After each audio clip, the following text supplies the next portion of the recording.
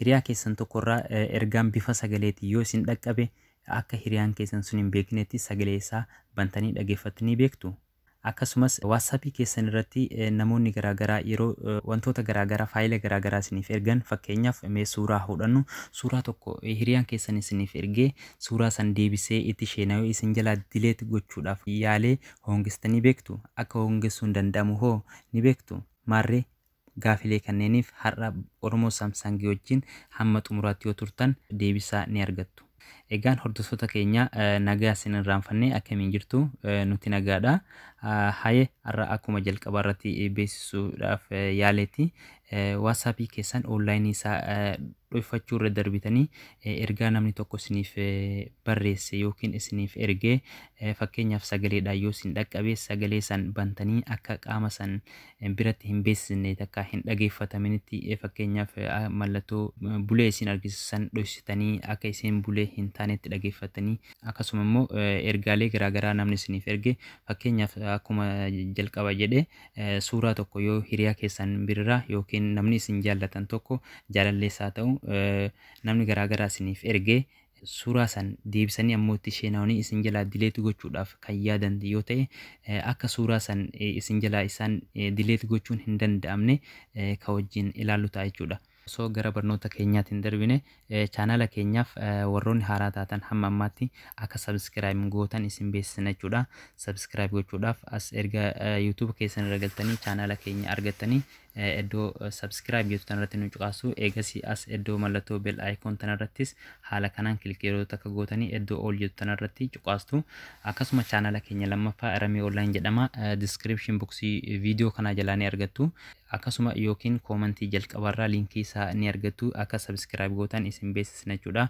Warroonni hamma ammaatti chaanaloota keenya subscribe gootan galatooma jecha. Warroonni subscribe hin godhin akka subscribe gootan isin hubachiisna jechuudha.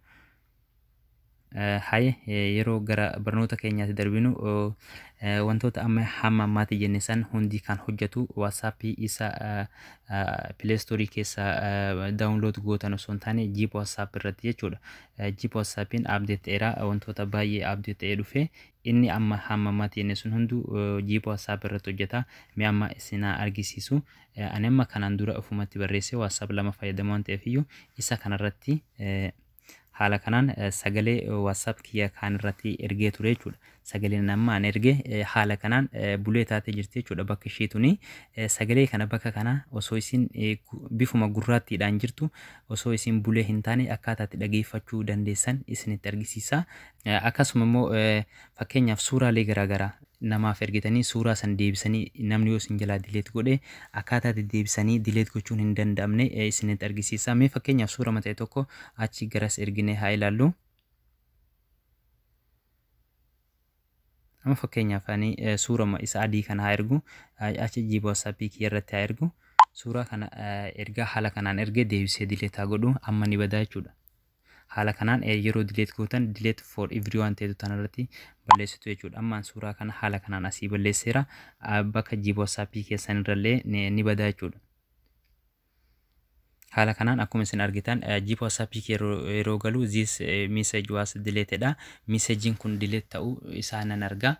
Messagii kana ergaa namni isiniif erge ammoo akkaataa itti delete gochuun gonkuma hin danda'amne isin garsiisa. Duraan dursitanii wanta isin gochuu qabdantu jira kanneen ka wajjin ilaallu ta'a. Haye ergaa Jeep WhatsApp keessan irra galtanii haala kanaan yeroo Jeep WhatsApp keessan irra galtan as iddoo tuqaa sadan kanarratti cuqaastu jechuudha. Tuqaa sadan kanarratti eegee cuqaastanii duraan dursa WhatsApp keessan onlaayinii cufattu yookiin dhooffattu. Onlaayinii isaa dhooffachuudhaaf iddoo setting geetu tanarratti yeroo cuqaastan as iddoo account tanarratti ni cuqaastu. Ergasii iddoo privacy irratti erga cuqaastanii as last seen iddoo tana nobody irra gootu jechuudha. Haala kanaan bakka kana dhoofsitu. Erga dhoksitanii baakettanii baatu erga baakettanii fuula WhatsApp keessan irra deebitanii ammas tuqaa sadan kanarratti cuqaastu. Ergasii as iddoo Jeep WhatsApp setting geetu tanarratti click gootu. Erga click gootanii bifa kanaan privacy and security iddoo tanarratti click gootu. bifa kanaan erga isinii dhufe amma WhatsApp keessan yeroo itti sagalee namaaf gootan fakkeenyaaf hiriyaa keessan yeroo sagalee gootan ni argaa jechuudha isin sagalee gochaaf akka jirtan yeroo isin barreessitanis akka isin barreessaaf jirtan taayipingii akka isin gochaaf jirtan ni argisiisa isa kan hide gochuudhaaf iddoo kanarratti wantoota kanneen hide goone sanduuqota kanneenitti raayitii guutuu qabna jechuudha bifa kanaan yeroo qabnu hojiidhaan deemuudhaaf bifa kanaan cuftuu fakkeenyaaf yeroo isin hiriyaa keessanii barreessitan yookiin hiriyaan keessan isinii barreessu yeroo isin ergaa isaa san laaltanii ergaan isaa sun raayitiin sun bulee deebite akka bulee hin deebisneef iddoo hide blue tick seetu tanarratti erga haala kanaan cuftanii akkasumas sagalee yeroo isin hiriyaa keessaniif gootan yeroo isin barreessitanis ta'e akka hin argineef iddoo kanneen egaa hide gootanii bifa kanaan okay gootu. Inni itti aanu isa gruppiiti. Gruppii irratti akkuma isiniin jedhee sagalees yeroo isin barreessitanis akka namni hin garreef kanneen hide gootu jechuudha. Bifa kanneen hide gootu. Haala kanaan hide gootu. Inni itti aanu broadcast iddoo tanarrattis ni cuqaastu bifuma saniin sanduuqota sadan tanarratti cuqaastanii raayit guutanii okay gootu jechuudha. Ergasii wanti amma nuwaafu onlaayinii keenya dhuunfanneerra akka namni nun argine onlaayinii kiyya dhuunfadheera jechuudha. Akka mallattoon raayitii sunis magariisa hin taane gooneerra. Amma wanti hafe yaadadhaa wanti hafe ergaa namni nu barreesse akka nu jalaa deebisee dileet hin goone gochuu inni gonkumaa hin dandeenye isinitti argisiisa. Isa san argachuudhaaf as iddoo kanarra gabuutu jechuudha. Anti-delete messages iddoo tanarratti other people cannot delete message for you iddoo tanarratti mallattoo tana ni bantu jechuudha. Isa kana haala kanaan on gootanii bantu. Bakka kana erga on gootanii bantanii namni message isiniif ergee barreeffamas haa ta'u suuraas haa ta'u faayila garaagaraas haa ta'u viidiyoos haa ta'u deebisee isiniif ergee itti sheenaa waan san fakkeenyaaf dogoggoraan isinirratti ergee haa jennu yeroo deebisee isin jalaa dileet godha jedhe gonkumaa hin danda'u.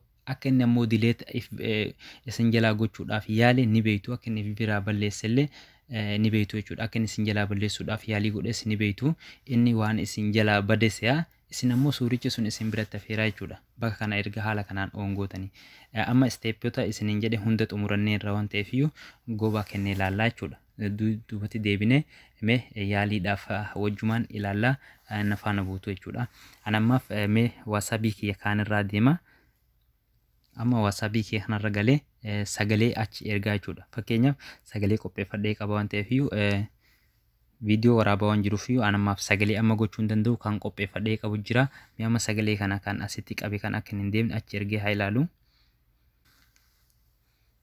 Sagaleen kun bifa kanaan darbee amma jiba WhatsApp keessan irratti an deemeetiin banee dhageeffadha. Raayitiin kunis laman ta'u ni argitu.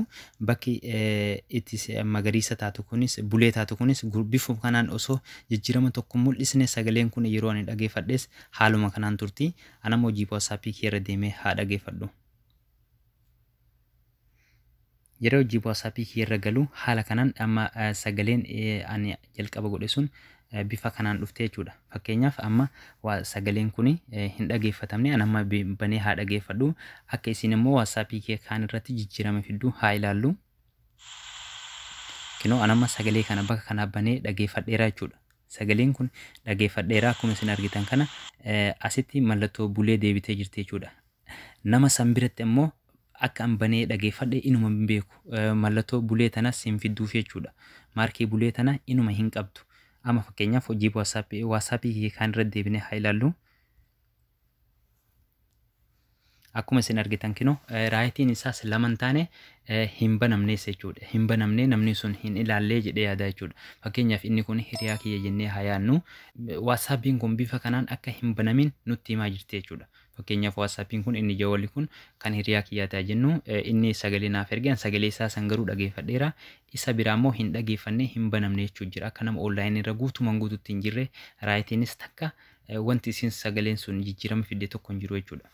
Amma kan itti aanu Fakkeenyaaf akkuma jalqabe isiniin jedhee akka hin irraanfanne suuras haa ta'u faayila garaagaraa barreeffamas haa ta'u yeroo namni tokko isiniif ergee deebisee fakkeenyaaf dogoggoraan isin ergee deebisee ammoo inni isin jalaadha dileet yeroo inni godhu akkaataa guutumaan guututti everyone dileetii isaa godhu akkaataa inni gonkuma isin jalaatti dileet hin goone ilaallaa mee kana reefu hojjechiisnee turre waan ta'eef seetingii keessatti akka inni wanni sun hojjetame waliin haa ilaallu. Amma fakkeenyaaf ni suurama tokko mee achirratti haa ergu. Fakkeenyaaf nama suuraa pirezidaantii Lammaa fi kan Jawaar kana achi haa ergu ni ilaaltu.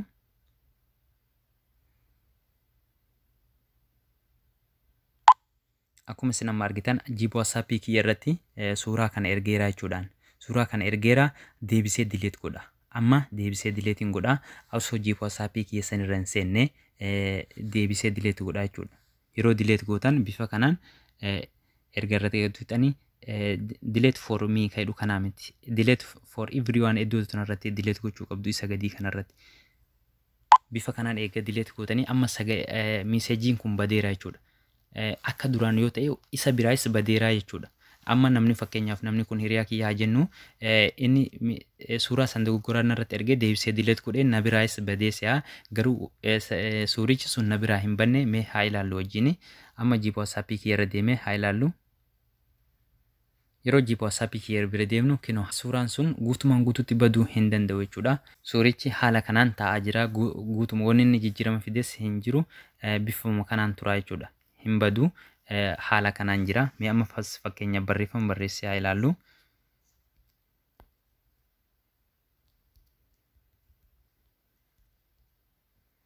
Amma fakkeenyaaf ani haa eekam jedheera.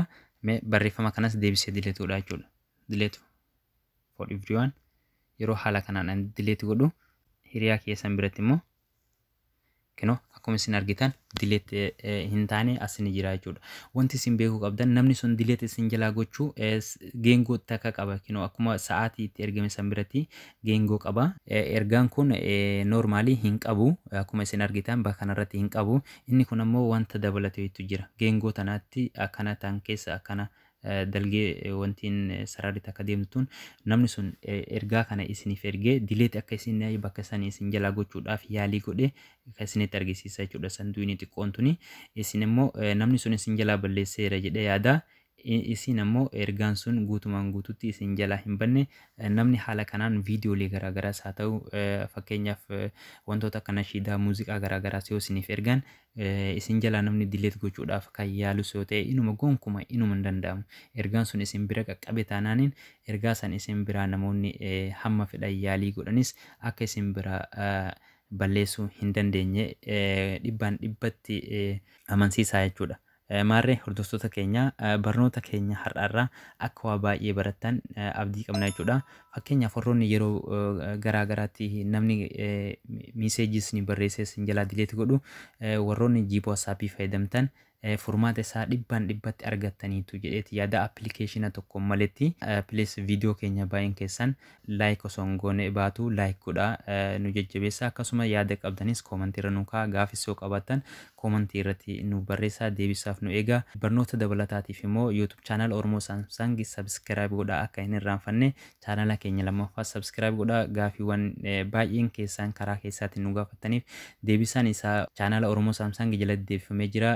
Chaanala keenya irra galaatiif viidiyoo dabalataatiif sabskiraayib yoo gootan barnoota hedduu argattu. Akka irraa fayyadamtan ganumaan isin beeksisna. Waan daawwattaniif galatoomaa jecha barnoota birootiin hamma walitti deemnutti nagaan nuuf tura.